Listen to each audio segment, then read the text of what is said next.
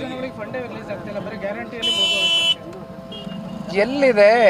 ನಾನು ಮೊನ್ನೆನೂ ಕಲ್ಯಾಣ ಕರ್ನಾಟಕದ ಕಿತ್ತೂರು ಕರ್ನಾಟಕದ ನಮ್ಮ ಇಂಡಿಗೆ ಬಂದಿದ್ದರು.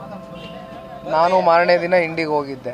ಅಲ್ಲೂ ಕೂಡ 4,500 ಕೋಟಿಯಷ್ಟು ಅದೆಂಥದ್ದು ಭೂಮಿ ಪೂಜೆ ಗುದ್ದಲಿ ಪೂಜೆ ಅಂತ ಘೋಷಣೆ ಮಾಡಿ ಬಂದಿದ್ದಾರೆ.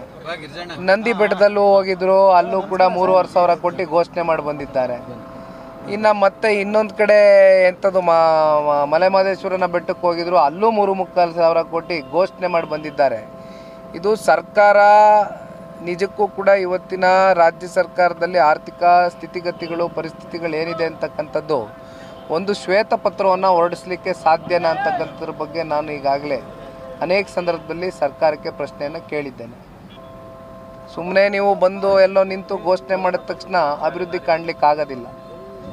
ಘೋಷಣೆ ಮಾಡಿದ ನಂತರ ಅಭಿವೃದ್ಧಿಗೆ ಪೂರಕವಾಗಿ ಬೇಕಾಗಿರ್ತಕ್ಕಂಥ ವ್ಯವಸ್ಥೆಗಳೇನಾಗಬಹುದು, ಆರ್ಥಿಕ ಪರಿಸ್ಥಿತಿ ಏನಿದೆ ಅಂತಕ್ಕಂಥದ್ರ ಬಗ್ಗೆ ಇವತ್ತು ಸರ್ಕಾರ ರಾಜ್ಯದ ಜನತೆ ಮುಂದೆ ಇಡಬೇಕಾಗ್ತದೆ.